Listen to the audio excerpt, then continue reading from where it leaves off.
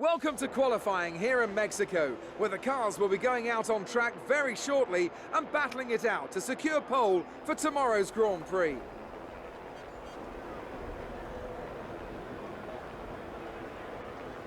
It always looked like the kind of track that asks an awful lot of the rear tyres, such as the frequency of low-speed exits. Well, tyre management is key here, specifically the rears. It's all too easy to overheat and wear the rear tyres as they're punished out of the low-speed corners. Most teams won't be able to avoid some kind of issue here, especially the teams that are running less downforce.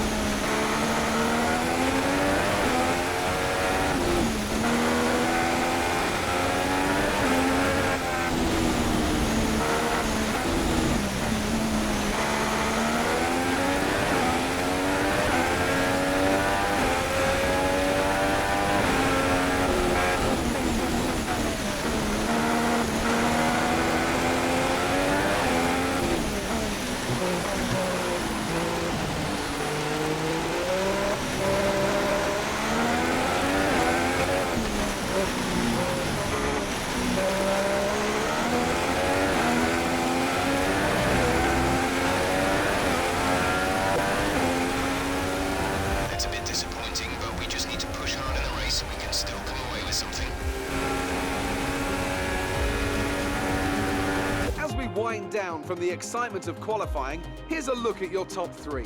Rosberg, Hamilton and Sebastian Vettel. With qualifying complete, all that remains is the main event. We'll be live and uninterrupted for the Grand Prix tomorrow, so make sure you join us then.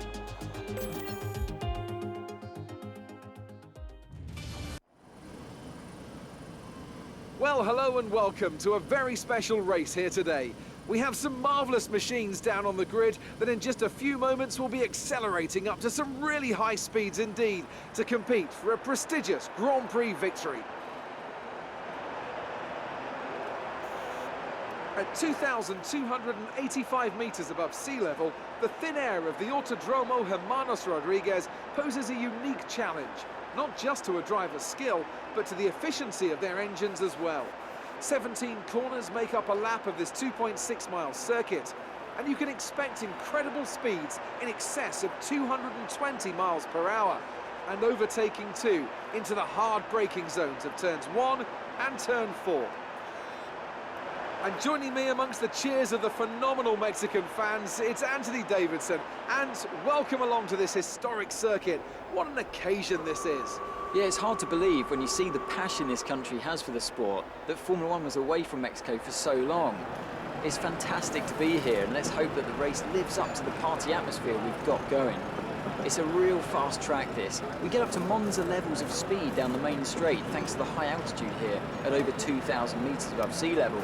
And with that comes the challenge of having less downforce in the corners. So that makes it a really demanding circuit, both for the drivers and engineers. We're still in with a chance to win the Constructors' title, so let's make this happen in the last 3 races.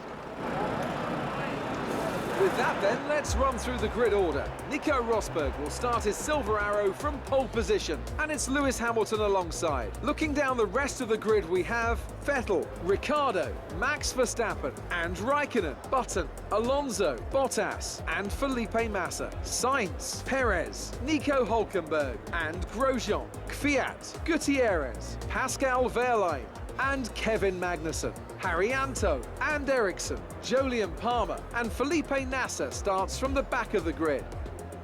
And now it's time to head down to the track.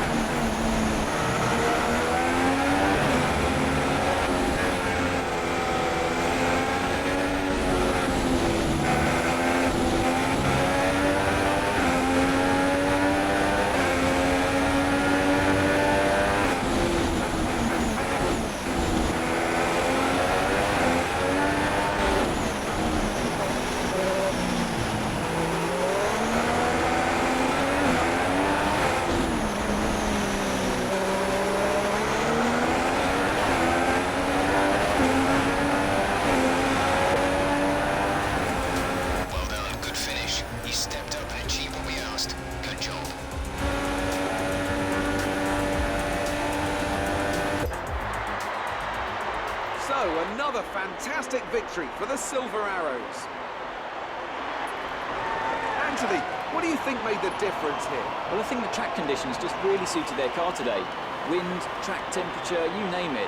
These cars come alive when the tyres are just at the right temperature. So the more easily you can keep them there, the better your race tends to go. And that's exactly what happened. Their car just looks so comfortable out there. So as I say that, we can see the drivers coming out now to collect their trophies. It's yet more silverware to take back to their base in Brackley after another excellent Grand Prix.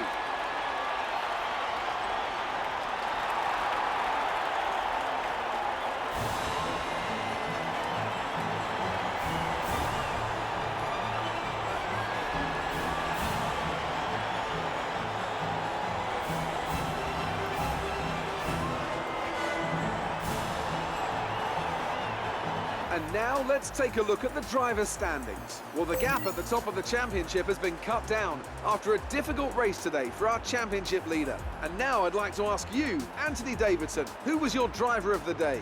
Well, I have to give it to Kimim Räikkönen. Consistency, good battles, sensible driving. He can be pleased with that performance today. On to the constructors then. The lead at the top comes down after a strong weekend from the challenging pack. Well, what a weekend that has been. Please join us next time for another thrilling instalment of this Formula One season.